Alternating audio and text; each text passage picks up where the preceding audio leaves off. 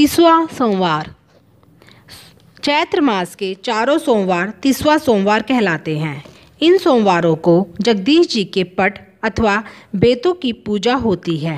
इन सोमवारों का व्रत पूजन वही लोग करते हैं जिन्होंने जगदीश जी के दर्शन कर लिए होते हैं।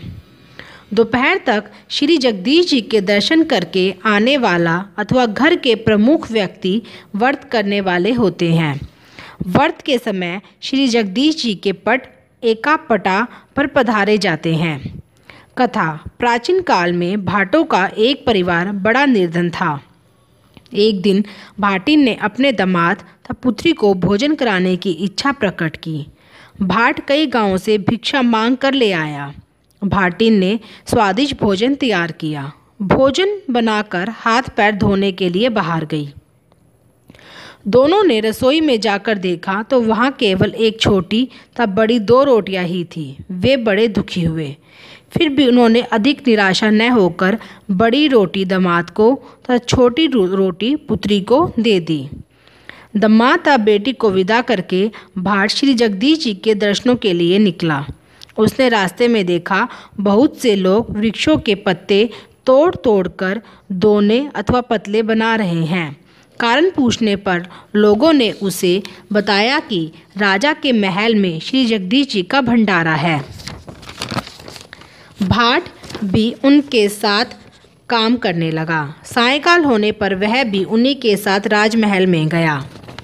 भाट भी भोजन करने बैठ गया। उसने एक पत्तल में स्वयं भोजन किया और दूसरी बांधकर एक मटकी में रख ली। छाछ बेचने वाली स्त्रियां शहर से गांव लौट रही थी। उसने वह मटकी उनमें से एक स्त्री को दे दी। वह स्त्री अब थोड़ी दूर ही आगे चली थी कि उसकी मटकी का बोझ बढ़ने लगा। उसने मटकी उतारी और देखने लगी कि उसमें क्या है। जो ही उसने अपना हाथ मटकी में डाला तो हाथ उसी में फंस कर रह गया। अंत में उसने श्री जगदीश जी का स्मरण करके कहा, भाट की सौगात भाट के यहाँ जाए, हमारा हाथ छूट जाए। इतना कहा ही था कि हाथ मटकी से निकलकर बाहर आ गया। घर पहुंचकर उस स्त्री ने अपनी सास से कहा कि इस मटकी में देखना मत, भाटिन को बुलाना और उसे दे देना। बस सास का शंकाशील हृदय न माना। जो ही उसने मटकी खोल कर देखा तो उसमें हीरे पन्ने थे। सास के मन में बेईमानी आ गई। उसने वह मटकी स्वयं रखकर भाटिन को दूसरी मटकी में गेहूं भरकर देने का विचार किया। जो ही सास ने गेहूं निकालने के लिए कच्ची कोठार का छेद खोला, उसमें से कीड़े निकलने लगे। घबराकर सास बोली, भाट की सौगात भाट के जाए, हमारे गेहूं गेहूं हो जाए। इतना कहते ही गेहूं के गेहूं हो गए। फिर उसने भाटिन को बुलाकर मटकी उसे दे दी। भाटिन ने घर जाकर मटकी को खोला तो हीरे जवाहरातों से भरा पाया। उसने उसका एक हिस्सा पुण्य कर्मों के लिए संकल्प करके शेष अपने निर्वाह के लिए रख लिया। उधर भाट श्री जगदीश जी की यात्रा के लिए आगे बढ़ता चला जा रहा था। उसने रास्ते में एक साधु मिला। साधु ने कहा, यदि तुझे सचमुच ही श्री जगदीश जी की छड़ी लगी है तो तू हमारे धुने में धंस जा। तत्काल ही श्री जगदीश जी के पास पहुंच जाएगा। जो ही भाट धुने में धंसने लगा, साधु ने मना करके अंधेरे कुएं में गिरने का आदेश दिया। भाट कुएं में कूदने को भी तैयार हो गया। भाट को सारी परीक्षाओं में सफल पाकर साधु बड़ा प्रसन्न हुआ। रात को साधु ने भाट को एक चुटकी दाल, चावल तथा आटा देकर भोजन बनाने के लिए कहा। भाट ने एक हांडी में दाल चावल डाल दिए और आटा गूंथकर ढक दिया। आंच लगते ही खिचड़ी हांडी से बाहर उफनने लगी। भाट ने उफान में आया हुआ पानी पी लिया और उसी से संतुष्ट हो गया। रसोई हो गई। उसने साधु को भोजन के लिए कहा। क्योंकि रसोई पहले ही झूठी हो चुकी थी, इसलिए साधु ने भोजन करने से इनकार कर दिया। भाट ने राहगीरों को भोजन कराना शुरू कर दिया। फिर भी भंडार में बहुत सा भोजन बच गया। तब भाट ने साधु से कहा, अब मैं समझ गया, आप ही स्वामी जी हैं, क्योंकि ऐसी सिद्धि किसी और में नहीं है। मैं अल्पयज्ञ हूँ और आप सर्वयज्ञ हैं। मैं आपकी परीक्षा लेने योग्य नहीं हूँ। जिस प्रकार आपने कृपा करके मार्ग में दर्शन दिए हैं, वैसे ही पुरी में भी दीजिए। साधु बोला, जहाँ हम हैं वहीं पुरी भी है। भ्रम में न पड़, जो इच्छा हो मांग। भाट बोला, महाराज मैं बहुत गरीब हूँ, मुझे तो पेट भर भोजन भी नहीं मिलता, कृपया मेरी दरिद्रता दूर कीजिए। साधु बोला, पुरी के पास ही भेंट की झाड़ी का वन है, तू उस झाड़ी में से 5 बेत तोड़ ला। भाट ने वैसा ही किया। बेत तोड़ते ही उसकी मुचकें बंध गई। यह देखकर साधु कहा, तू लालची है, तुझे असंतोष तो है ही, तेरी तृष्णा प्रबल है, इसी कारण तेरी ऐसी दशा हो रही है।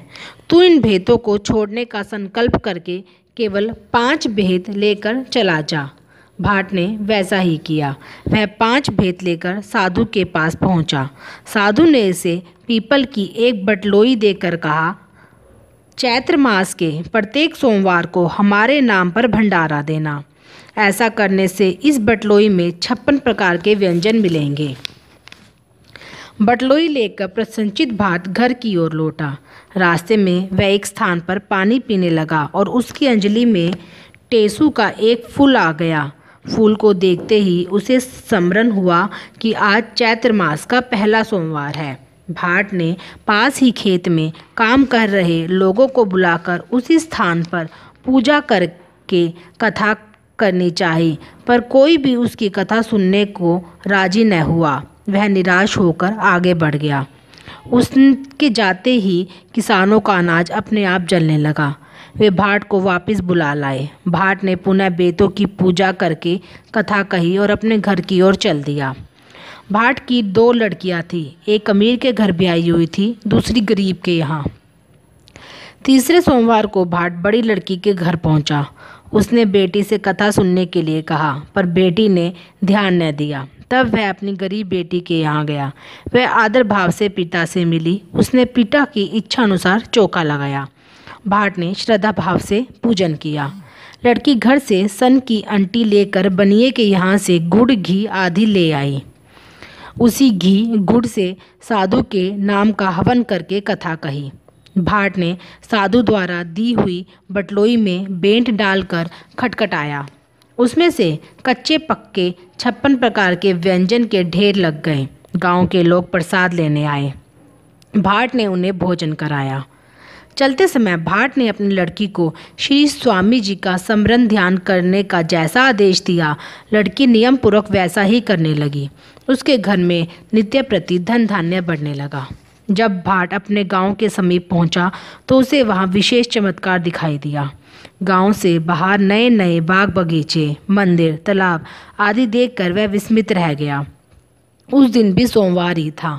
भाट ने गांव भर के लोगों को निमंत्रण देकर बुलाया। बेतों की पूजा करके बेत से बतलोई को खटखटाया। 56 व्यंजनों के ढेर लग गए। गांव के लोग भोजन करके चले गए। उस दिन राजा के यहाँ भी प्रसाद पहुँचा दिया गया। राजा को अपने नाई द्वारा पहले ही भाट की बटलोई की करामात का पता चल चुका था।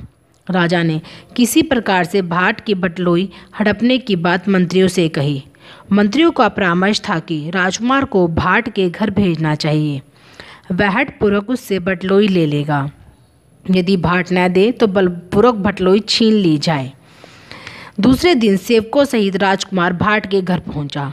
भाट ने राजकुमार की मांग पर प्रसन्नतापूर्वक बटलोई दे दी। उन लोगों की प्रसन्नता का ठिकाना न रहा।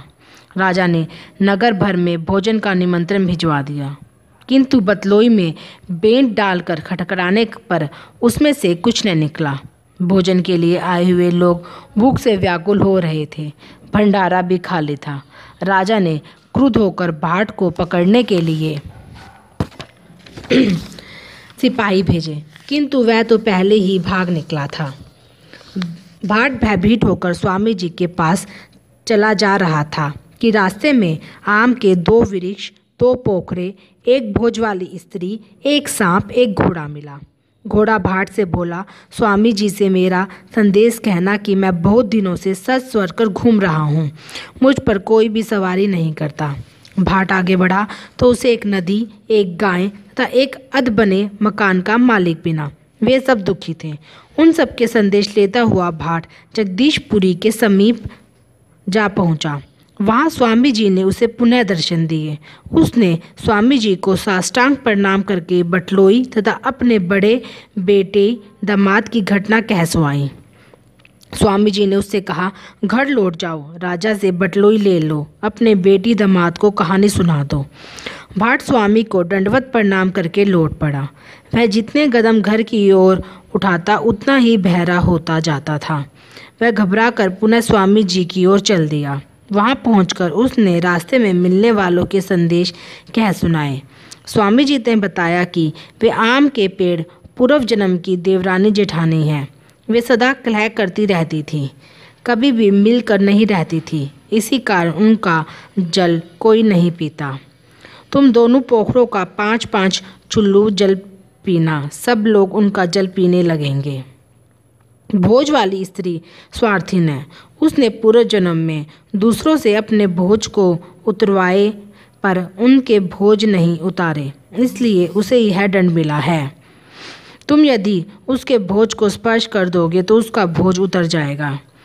सिर पर पड़ा भारी तवा लेकर फिरने वाली स्त्री ने पूर्व जन्म में सास नंद की ओट करके चूल्हे पर तवा चढ़ाया था और खाने बैठ गई।